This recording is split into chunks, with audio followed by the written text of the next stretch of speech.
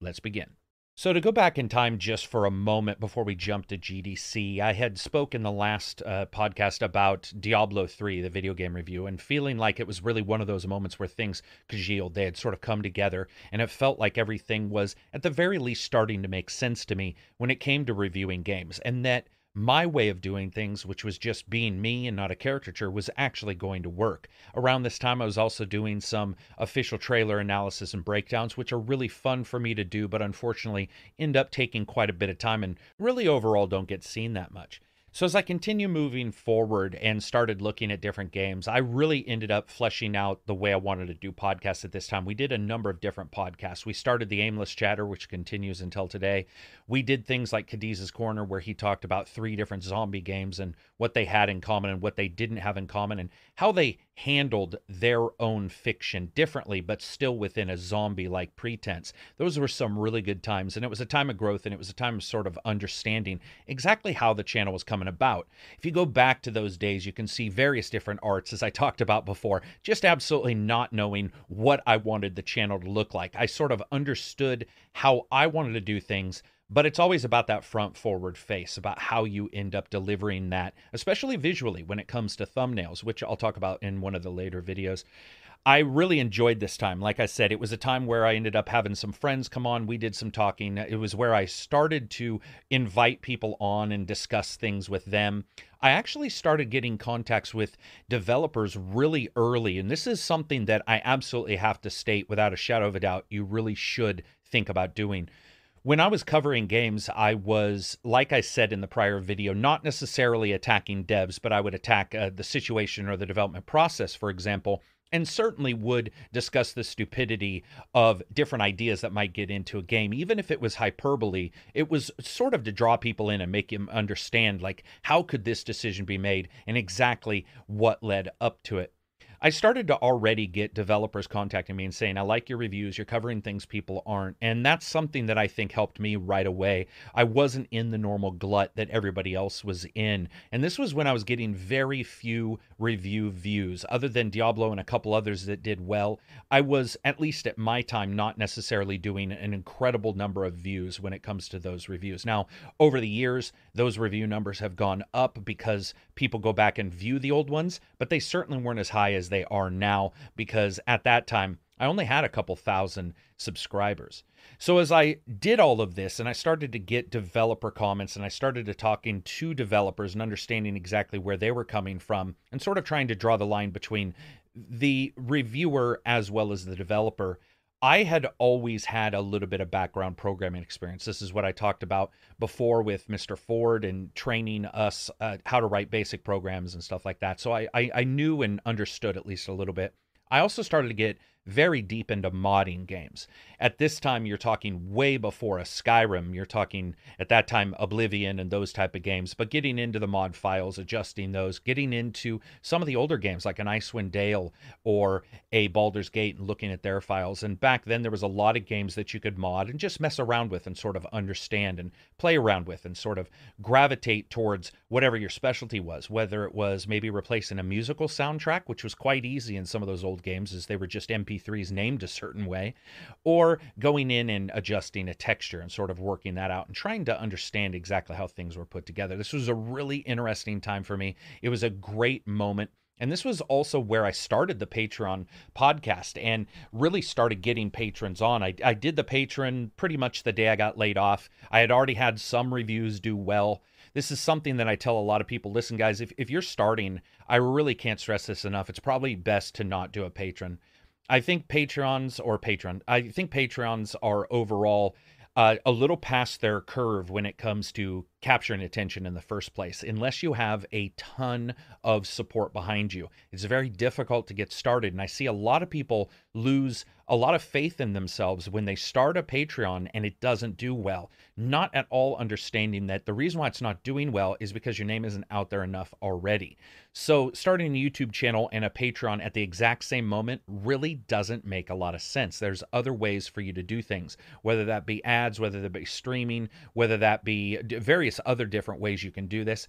I would certainly say to look at that very strongly and decide if that's the best avenue for you, because that can adjust the way you create stuff as well. It certainly did for me, but only in the positive. I started doing patron podcasts where patrons came on, and this was great to have a patron podcast because it's and patron only podcast as well, because I was able to really understand why the people were supporting me at a much smaller scale and really get the understanding of it and identify with it and speak to them one-to-one. This is something that I've continued to do in the Discord, and by all means, I absolutely state, if you guys get a chance, any help could be absolutely appreciated in Patreon, especially now as of yesterday where I lost a verified status on YouTube.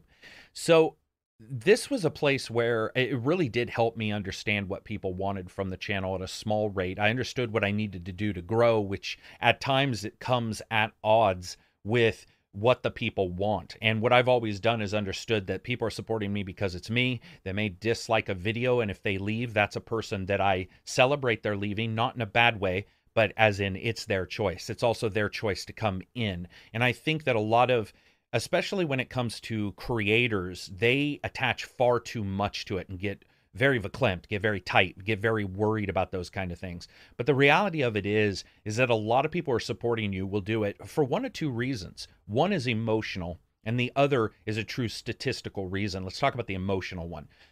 Here's what I always say whenever anybody is brand new to the channel who says this. Whenever anybody's brand new to the channel and they say, you're the best reviewer ever, I absolutely love your stuff, you are a breath of fresh air, it's absolutely the greatest thing ever. Those are the type of people that I usually assume will not be a patron for very long or will not follow the channel for very long. One of the reasons why is, while games are a passion and while they are emotional and they can bring emotion out in us, a supporter is something different. And this is incredibly vital for anybody running a channel to understand.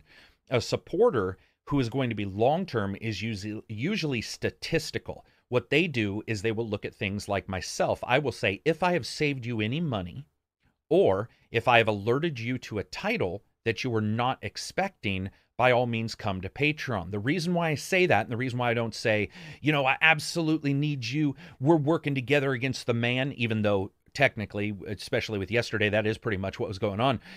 Overall, what happens is the statistical person is usually more analytical as well and understands that people are different. Strangely enough, you would think it would be the other way around, but it absolutely isn't.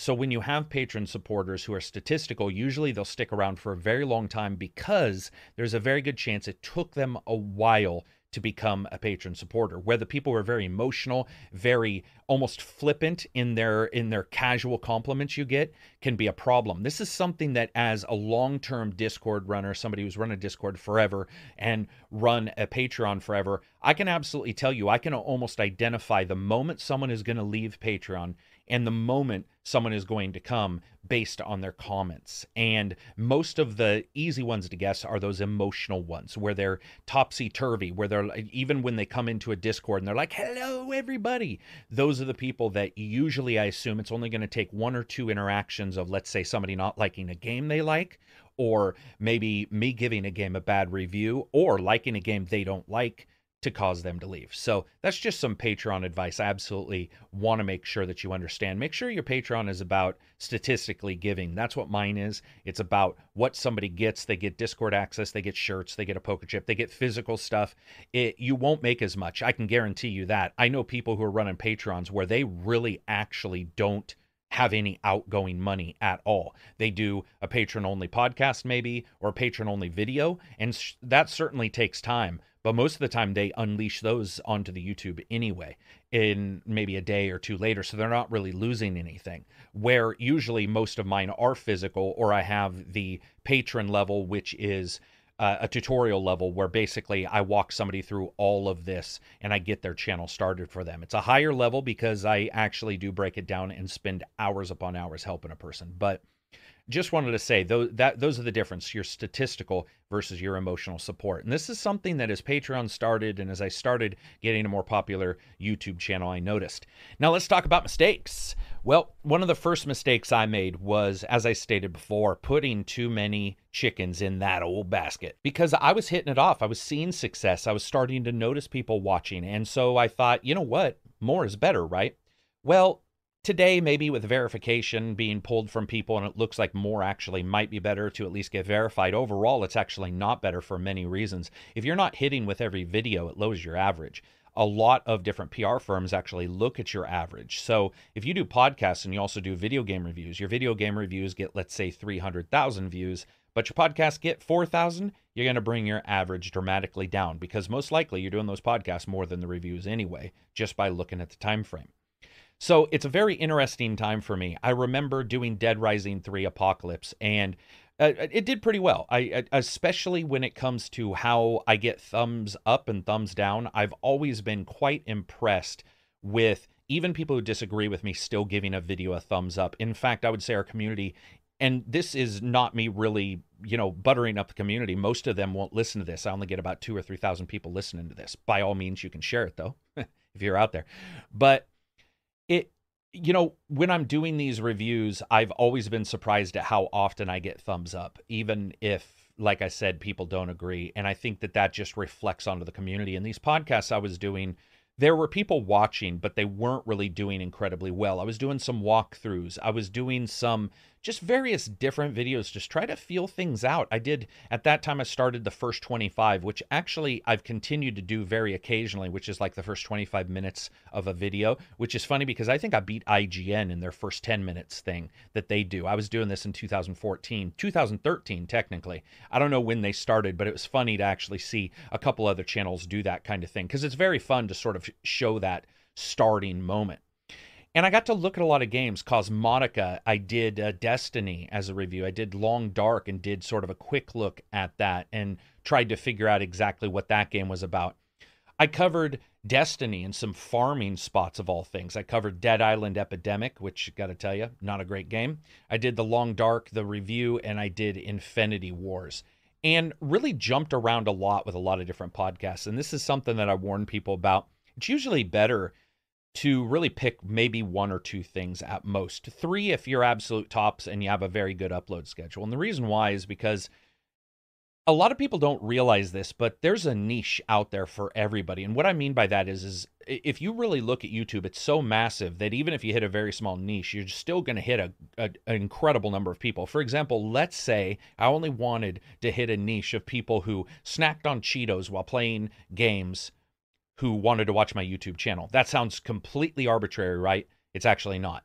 There are, statistically, I am sure, a good number of people, more than enough that many small channels would love to have them all show up for a review if it was just a person eating Cheetos while doing the game review or playing the game.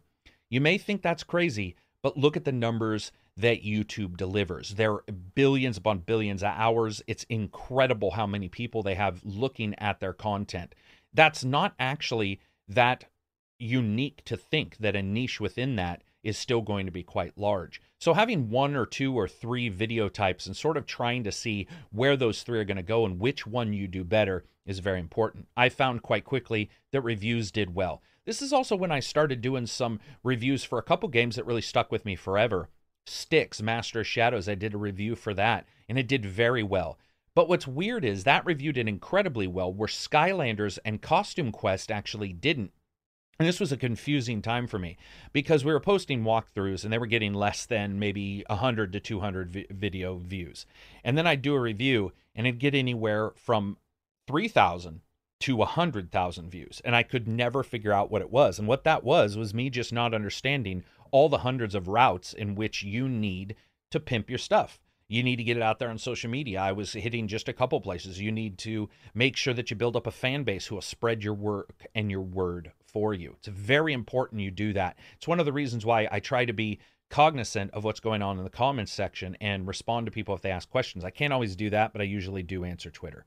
It is something that is very important that I think people do, and it's quite easy to miss. So as I was going into fall of 2014, this is where a lot of shit was hitting me on a negative level as well, especially when it was coming to not understanding what videos were going to do well. I was doing walkthroughs, which I thought were going to do really well because at this time, walkthroughs were hot on YouTube and they were doing terribly. And I was still joking and talking as normal in those, and I couldn't really figure it out. But then I did Lords of the Fallen, a review for that did upwards of 150,000 views or something crazy like that. And I started to really figure out, okay, this is what's working for me. These are the particular videos that are going to do well. But then I did Dreamfall Chapters, a review of that, and I got like 8,000 or some odd views. It was all over the place. I did Duck Dynasty, which got 60. This was prior to me really knowing what SEO was, search engine optimization, for people who don't know. And this was me not understanding that the Reddits of the world really needed to know of my stuff and things like that. And you can't push yourself on those Reddits. You have to have others do it for you, which is one of the reasons why it's so important when somebody likes something I do, that they actually go out there and tell other people, because I actually am not allowed to do it in many locations. However, just as I was getting confused about what was going on, I hit a couple amazing videos that did really well. And I finally figured out what had worked with Diablo and why it had worked. The first, or one of the first, was Assassin's Creed Rogue. I did a review for that did like 200,000 views. And I could not figure out why that one did a particular way, it worked a particular way. I did Unity, which actually got less views than I expected it to. It got like 150,000, I think, last time I checked, but it still did well. And I realized what works for me in particular is not only covering every element, but the hyperbole of the jokes themselves. Those really do work. One of the reasons why they work is because a lot of people will tell me, I'll see it where somebody's like, oh, you joke too much. And this is something you'll deal with, is people all thinking that the video was created just for them, which is quite creepy when you think about it and lacks a great deal of intelligence, but we'll get to that in a second. So you're going to be told this a lot of times. Well, what I started to notice is that when I was looking at the good comments and starting to understand it, I wasn't looking at, hey, good job, because that really didn't give me anything other than a pat on the back. And a pat on the back is as worthless as a $2 whore. There's absolutely nothing about it that you want around. So I liked those, but they didn't really give me any information. It was when people said why. And I started realizing that a lot of people were saying, I understand the hyperbole because it's so out of the ordinary. And it's so blown out of proportion that I actually get the context of what you're speaking about. Where many other people might say the control's a little off, I'll say it controls like a bag of wet dicks.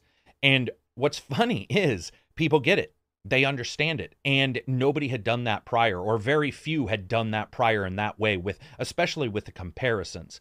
And you can't really compare a wet bag of dicks. I mean, if anybody's got a wet bag of dicks, they're either playing Surge 2 or they're a creepy murderer. But when it comes to video game reviews and speaking to gamers, they got it. They understood it. They drew a comparison. They were like, oh man, you talk about this game having bad control and controlling like that. Well, there's this other game that does. And with Assassin's Creed Rogue in particular, a game I enjoyed a great deal. It was a 360 release at that time, and then later came out as a remaster. It wasn't out on all the systems, and we were jumping into the PS4 and the Xbox One. And it was very hard to review this game because at that time, the tides were turning away from the older consoles into the newer consoles.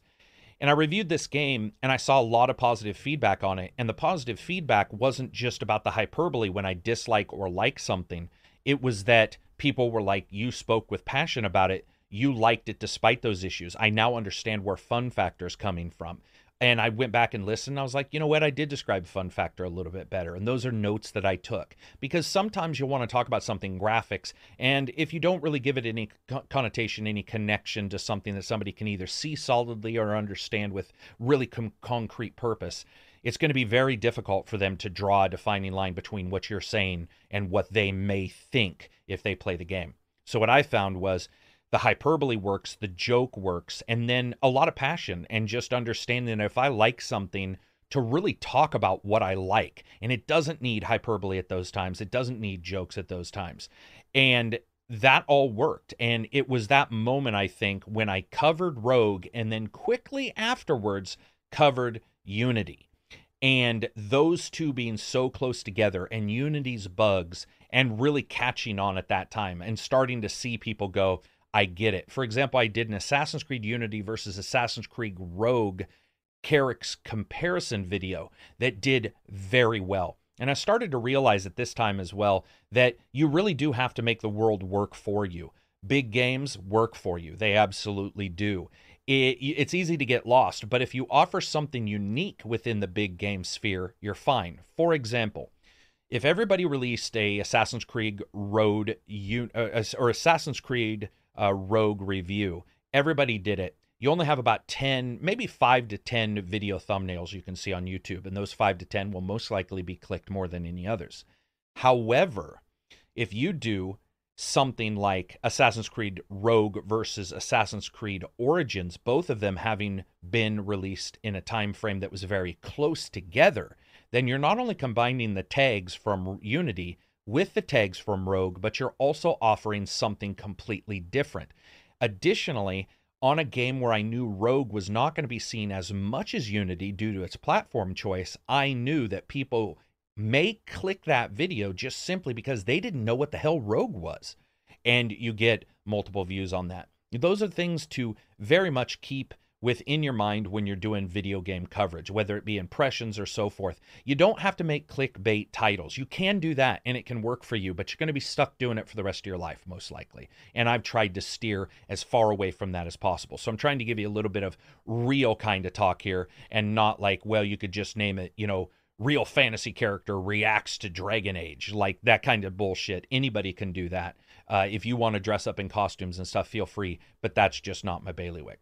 So talking about the various different titles, we are still in fall of 2014. It's a crazy time. Far Cry 4 gets reviewed. That did almost 300,000 videos. I started to do fun factor and discussing how everything was going to come together for videos. And I started to see those doing really well. But you know what? At the same time, I started to have a lot of failures again. The Inquisition walkthroughs, the Assassin's Creed Unity walkthroughs were not doing well. And these were a mix of myself as well as Cadiz doing these. And so I was under this impression, well, it can't be because it's him. It can't be because it's not me, because I'm doing some of these. I did the Crimple Raisin walkthrough, which is Dragon Age with the ugliest character known to man. I did sort of a part review of Dragon Age Inquisition. And I noticed that, you know, those walkthroughs and Let's Plays just weren't doing well. And it dawned on me about around this time that one of the reasons why they weren't doing well is that area was just saturated. It was saturated and I wasn't able to leverage what I was doing at the time into everything else. And it was a time where I think it wasn't the very last times that I did walkthroughs, but I started to really look at it and go, you know what, this may not work. However, what did work was I started doing walking the walks. Now, that's what this video is sort of called, Walking My Walk. So I want to discuss what walking the walks are for people who are brand new to this. What walking the walks really are is driving around, walking around, riding around, whatever the basic, one of the basic ways of transportation is, and talking about world building in a game. They've gone between being technical aspiration videos to more of a world building videos to more of an atmosphere videos. But I found quite quickly that they had a major audience with developers. And I think this is important to remember, is because the developers themselves may not have a lot of clout behind the scenes, clout on Twitter and so forth. They may not blow up your views. But if they know you and they know that you're covering games in a way that is fair, even if negative, you're going to get a lot of good feedback. And I certainly did. This is where I started to really end up finding a lot of people, a lot of developers who like the stuff with the walking the walks. And I would love to get back to them at some point. I certainly will. You know, I've done a couple. The last one I did was Spider-Man, and yes, I get it. It was a long time ago. They're just difficult to do and really have the time to sit back and cover games in that fashion, especially because I'm just constantly being demonetized. And so every video I think of doing, it's usually that battle between, you know, do you want to spend an inordinate amount of time doing something or review a game? And because I like reviewing games just as much as walking the walks, it's difficult. You know, if I liked walking the walks much more, I'd probably do those more. So, and I like them just as much. So this is a time where I was covering a great deal of the walkthroughs, and I started to really look at not necessarily removing them, but pulling back on them and doing them a little bit less. I was also eyeing GDC, and that's where the starting of all this comes from, eyeing GDC. So I had never been to an event. And I started talking to Cadiz and another friend of ours, Vanzelwow, and we were like, you know what? I want to go to at least one event in my life and see what there is to see, to sort of cover this, especially the GDC itself, because I had just done a walking the walk for Kingdom Come Deliverance. That's how long ago that game was being shown. It was like 2015 of January. It was crazy how long ago that game was being shown. And I was like, I'm going to start looking at these titles and start seeing the developers behind them, start doing these walking the walks, and then sort of leverage that into this GDC trip. So we decide, let's do GDC. Now, I got to say, getting prepped for GDC is crazy time. It's in February. I don't think people really understand just what's all involved with doing a GDC or doing an E3. You're talking about basically turning off all other work that you do, okay? So you're not going to get paid for any of this. I pay for everything anyway. I pay for the review codes or the review copies if somebody gives me a code. I pay for everything anyway. But this was going to be a great deal of money. And at the time, I was making little to no money on YouTube. It was more about just getting out there and sort of deciding, I want to go to this event. How are we going to do it? What are we going to do? That kind of thing. So we decide we're going to go to GDC. This is a crazy trip. First of all, we decide when we decide to go, Vanzawell, myself, and Cadiz decide we're going to stay down there in a hotel. Now, there was some miscommunication, and some people thought we were going to have our spouses or significant others go, which we ended up not doing. However, because that thought process was in line, some steps had been taken. One of them was the hotel room. And so Cadiz and I jump in my car, and this is about a 12-hour drive. I can't remember. And we just decided we're going to sit back. We're going to drive. It was my first time driving. I've driven in Portland, Oregon, but this was San Francisco. I was like, this might be a fun drive. So we drive down there. Beautiful time. We have a blast. We're super excited. This is how every trip begins, right? Every little kid's trip begins with super excitement. And then on the way home, everybody's asleep, which I'll get to in a second. But we decide we're going to go down there. And I look at my finances and I'm all, okay, I can swing this. I ended up getting contacted by the staff at GDC and they were all, we've seen your videos, walking the walks. The developers like you. They want to pay, or they want you to not have to pay for your GDC tickets or anything like that. You can just come down. So I looked at all this. I looked at the finances and I was all, you know what? We can pay for everything. We're going to go down. We're going to investigate this. So we drive down. It's about, like I said, 12 hours. I can't remember. We get down there and we get to this place, and I'm already nervous because when we pull into this spot, I have at the time a Hyundai Genesis sedan. So this is a 4-door, pretty beast of a sedan. It's a pretty sporty vehicle. We pull in. This was something I purchased, by the way, prior to losing my job. So it's not like I was purchasing it with patron money. In fact, we almost sold it like 3 times. So I pull into this spot. We get out, and first, I'm always nervous because I come from a place that doesn't tip. We tip, waitresses, stuff like that, but I didn't stay in a lot of hotels. So I'm trying to run through how much I tip, the bag man who's helping me carry up my stuff, that kind of thing. So a guy comes out and he's going to grab my vehicle, puts his hand out. So I'm like, okay, no problem. Give him a tip. He jumps in my car and I realize he's not parking my car out somewhere in a parking lot. He's parking my car in what can only be the equivalent of a Cracker Jack box. I have never seen a setup like this. This is basically about 9 level of a hotel, but I swear to shit, it was only about 100 feet by 100 feet wide.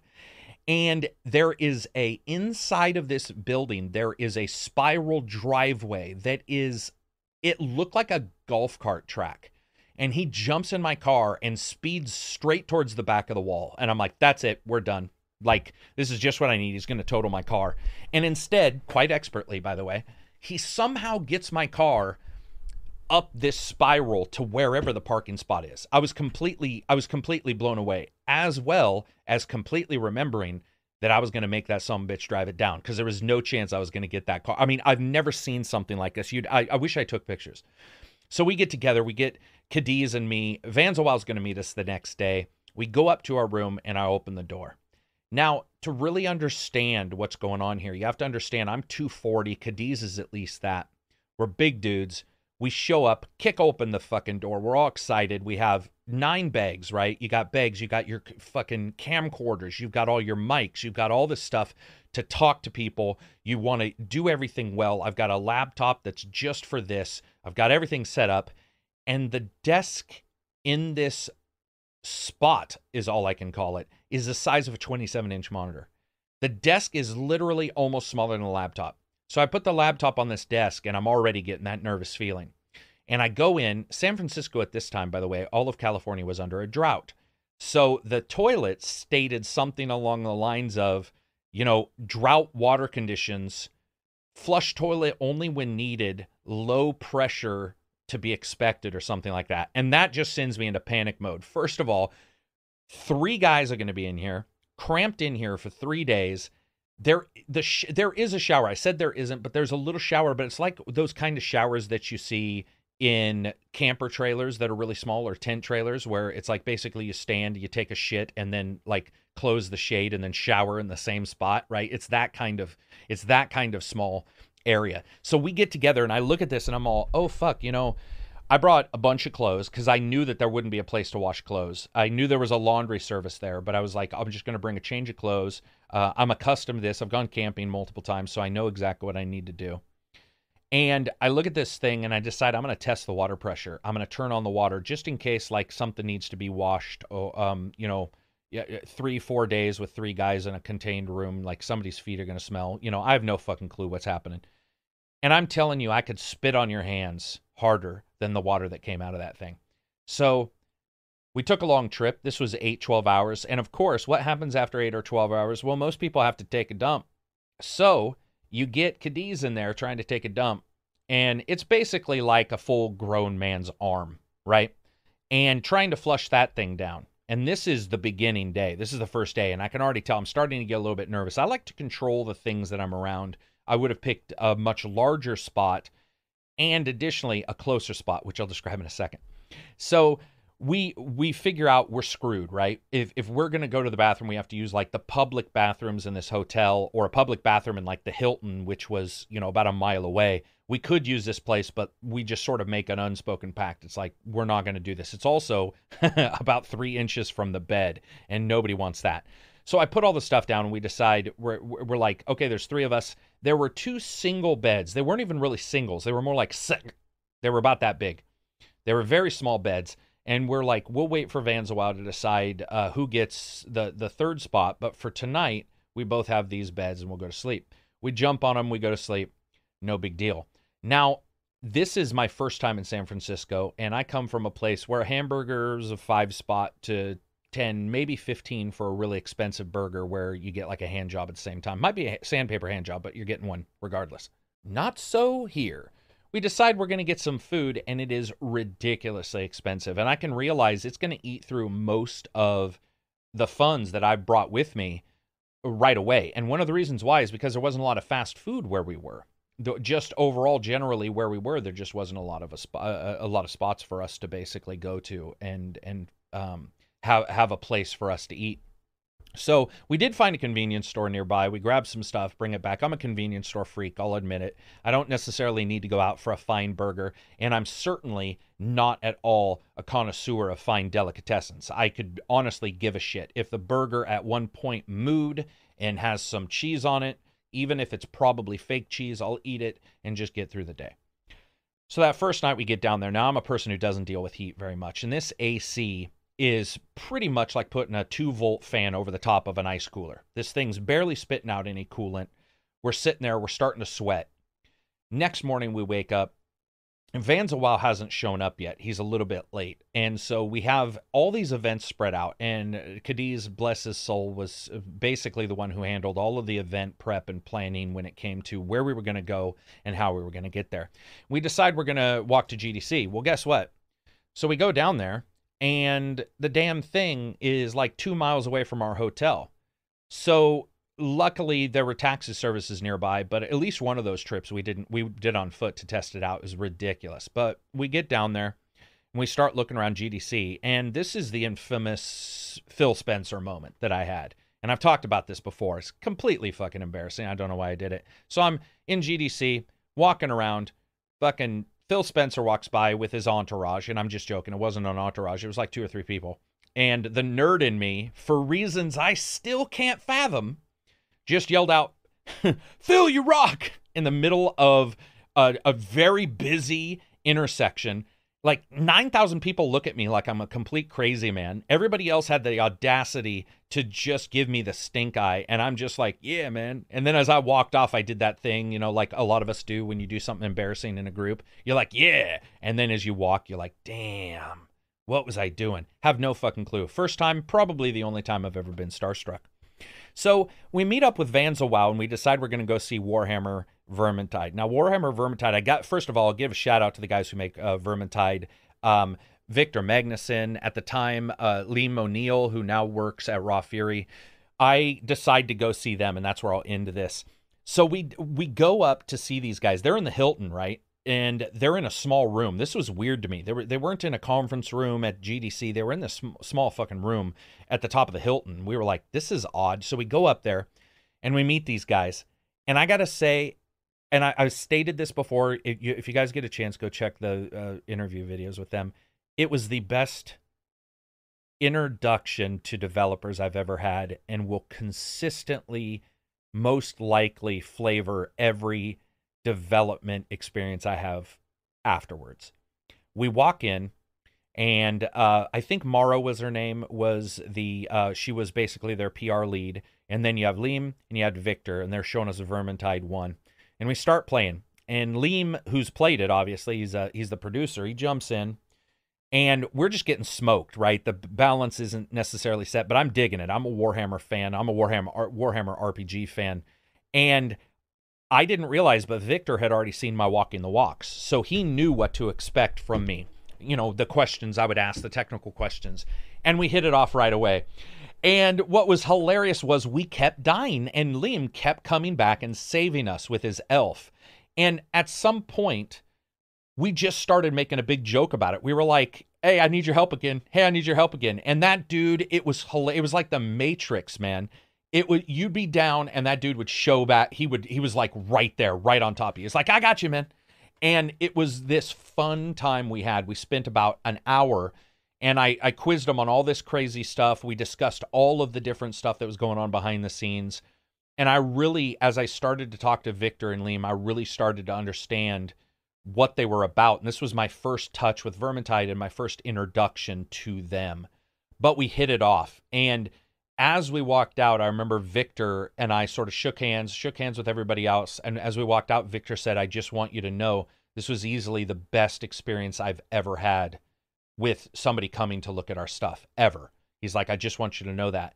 And, you know, I felt that they were having a good time. We were having a hilarious time. We were laughing our entire time.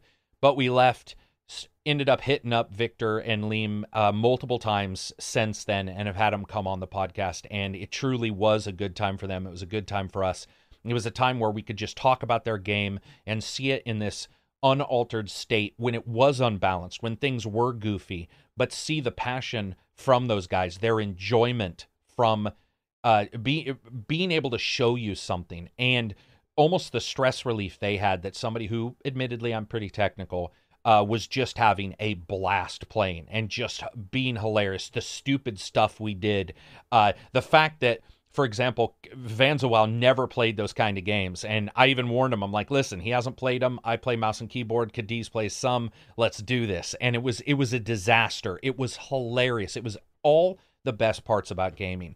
And to me, it was a culmination of these many months of not knowing what was going on, not knowing what I was doing, not knowing about Patreon, not knowing if the walkthroughs were exactly what I wanted to do, not knowing how we were going to move forward, seeing a couple things work out, like Walking the Walks in the reviews, and then going to an event and realizing that if that's the only experience I have good at the event, that is all that matters. And that entire GDC was made absolutely worth it simply by meeting Victor, Liam, and I'm sorry, it's been a long time since I've talked to her. I don't think she works there anymore. I believe her name was Mira or Mara. I could look it up, but I don't have my email up.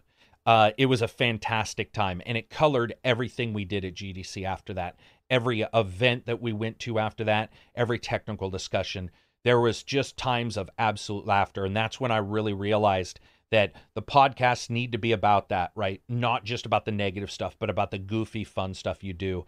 The reviews need to be about that, and even the Walking the Walks need to be about that. And the events that I go to, I went to PAX later, which I'll give you guys a description of that, absolutely need to be about that. And that, to me, is a lesson that I can tell you guys is it's something we all know, and it's something that I've always done all my life, and it's paid off here, which is if you're not enjoying it, when it comes to something like this, It's not like a job. It is your job mixed with a passion or your hobby, and that's far more dangerous if you don't like it. And I got to tell you, if you find yourself not liking it, it'll show. It'll show in your content. It'll show in the time you give things. It'll show in clickbait titles. It'll show in how you cover everything. And if you are not enjoying it, you need to figure out a way to do so or a way to step away, because it will ruin your hobby for you. And I've seen it. And I'm going to go out there. I said this in the last podcast. I very much believe that there are a large number of gamers, many reviewers, many people who cover games, where you can tell that their book of woe, to take a Warhammer comment or a Warhammer term, their book of woe is long. They hold everybody accountable for everything. 10,000 things from 10,000 companies are then rated against one single company doing one thing. And they can't see it with any objectivity. They simply see it as an attack, because that's what the human brain does. The human brain is a device to keep us alive from fucking pumas and shit. And so when you see the wind whistling through some trees and you see some leaves moving, you think puma first, because that's what kept you alive. And that's really what goes on with games. And a lot of people who cover them is they think once burned, always burned.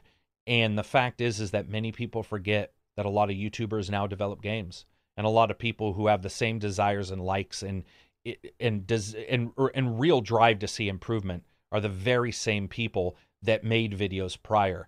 And that's why the hobby is important, but that's also why your enjoyment is important. And I gotta say, if you're not enjoying it, you need to step the fuck away. But that's not all. Why was this episode called The Pit? And I'm sorry if you get the occasional microphone boom pops. I'll try to remove those, but I am moving around a little bit. So I call this The Pit because the very next event we decide to go to is looking at Lego. And I believe this was Jurassic Park. Now, we meet up with the PR person who's handling this, and she was sweet. She was so nice, and she knew who I was right away, even when I walked up, which obviously that's their job. I'm not one of those type of people that if a waitress smiles at them, they're like, man, she's flirting with me, I'm hot. No, you're not. Hot people don't think that. So I walk in, we meet up, we talk to her, and she introduces us to some of the developers, one of the nicest people in the world, and says, okay, go ahead and go into this room. So we go into the room. Now, since I was a little kid, I've had one particular issue, and it's a crazy-ass issue that only pertains to me, and I've never seen it repeated by anybody else. I work out all the time. I do martial arts all the time. Incredibly hygienic, always worried about that kind of stuff. But when I work out really hard, if I ever sweat, it's from my right armpit. Not my left, not both, not my back, not my stomach. You get people who have back sweat all the time, you know, on a hot drive, maybe that'll occasionally happen. No, that's not me. Right armpit all the time, no matter what. So we go in, we decide to sit down, and it's hot in here. This is San Francisco. They've got the windows not open, but the blinds are open, and the sun is just baking down. Once again, I told you, I don't deal well with heat, and I'm just slowly fucking overheating. The night before, that AC spit on my nuts for about 24 hours. Didn't really cool me down. So I'm sitting there starting to heat up. Shit's starting to boil. And we've already walked from the Vermintide event, and we accosted Adam Boys in the elevator, basically demanded he see Vermintide, and we decided to go here to the Lego event. And I'm just sweating up a storm, just absolutely sweating. And I realize as I'm sitting there, it's just my right armpit, not my left. Everything's dry, but I'm wearing like a nice business shirt, I think. I can't remember what I was wearing. Maybe it was a t-shirt. But I realize, you know, you could probably see it because I'm sweating that much. And it's all slick. You know what I'm talking about. Anybody who works out knows what I'm talking about. That's when you know you're in trouble. Now, when it's just slickened. And I'm sitting there, and I'm like, okay, Vanzel and Khadij, you guys sit on my left because I'm on the right, and I want to make sure it doesn't stink if I do stink. So I'm gonna sit in the back. And this is one of those things. Anybody who works out deals a lot of times, especially myself, who I teach martial arts. These kind of things are completely normal. It's sort of a faux pas. You know, everybody tries to pretend that they're absolutely perfect right now, but that's not the way it is. And I certainly don't have that. So I'm sitting there, and I'm watching this, and I'm trying to enjoy the game, right? They're showing off Jurassic Park Lego, which I actually enjoy, but I'm just sitting there consistently, constantly, when no one's watching, lightly moving my right arm and testing and going, yep, it's still slick. And then do the thing where you chicken wing it out a little bit, trying to get some air in there. And I'm doing that little fan thing. It dawns on me probably 15 minutes into this Lego presentation that the nice, cute, sweet girl who introduced us is sitting behind me, watching me apparently masturbate. And I realize it as she's sitting behind me, what it looks like. And I look back, I see her look away really quick, and I'm all, oh shit. Now, of course, she knows I'm not masturbating, but I'm certain that's what it looked like from where she was sitting. And I'm sure she knew I wasn't, but it was hilarious. I was sitting, and then I start laughing. So now I'm laughing. Now I'm trying to air out my armpit at the same time. I'm laughing at the same time. I'm realizing she probably thinks I'm a freak, and I look back and she's laughing, and I realize she understands what's going on. I must not be the only one who had this issue, because she did the fan thing with both of her arms, and I'm like, I nodded to her. But for that moment, for that mortified 30 milliseconds, I was like, apparently she must think I'm masturbating to Jurassic Lego. What a creep. It was hilarious. It was one of those moments that you have where you just have to laugh at the entire experience that goes on. And I'm a very confident person, so like I'm just like, yep, hey, whatever, shit happens. Walk out, joke around with her, take off, and leave, and just remember that experience is just one more of those oddities that occurs when it comes to an event, when you get a bunch of people in a room. And honestly, just how cool everybody was there despite all that. And I certainly do remember liking what I saw of Lego, but I'll admit, wasn't paying attention probably as much as I should have been. So that's my discussion about what was going on in those couple months prior to GDC and the start of GDC, as well as Vermintide. I got to say, if you made it this far, I absolutely appreciate it. I would also appreciate if you check out Patreon. I can't tell you enough how much it helps. Guys, things are absolutely a disaster on YouTube. I'm trying to diversify. You've got stuff here. You've got stuff on Twitch. You've got the Patreon. You've got all these different things. But really every bit of help counts, and it really does allow me to do the things like the walking the walks and remove some of the stress and be able to cover smaller games, which I'll continue to do, but it removes some of that stress, and I absolutely appreciate it when everybody gets a chance to check those out. When you do see a review from me, post it on your Facebook, post it on your Twitter, in your Reddit if you've got one. Those things absolutely assist me. So the next part, we will be covering the rest of GDC, some absolutely amazing times, including Cliff Basinski surrounded by escorts in a Hilton hotel lobby, which he probably doesn't remember, but absolutely did happen. And I'm pretty sure he didn't even know they were prostitutes, but it was awesome, and a story there, as well as a story of me basically accosting Adam Boys in an elevator and demanding he go see Vermintide. So I guess I did have two really awkward PR conversations when I was there, now that I think about it.